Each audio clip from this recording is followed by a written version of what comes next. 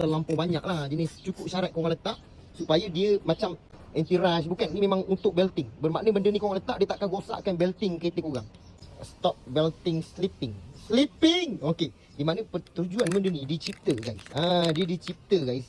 Kalau anda kata kereta korang yang kurang bergerak, so banyak parking, so kadang-kadang belting korang tak lama pun sebenarnya, tak sampai kilometer lagi untuk korang tukar, tapi dia ada mengalami masalah bunyi.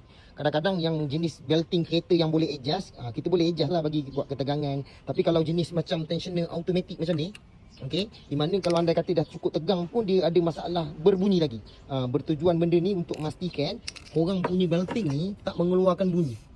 Tapi janganlah terlampau banyak lah, jenis cukup syarat korang letak supaya dia macam, dia tak boleh, dia memang bukan macam minyak hitam kita letak ataupun kita letak memang untuk belting. Bermakna benda ni korang letak, dia takkan rosakkan belting kereta korang.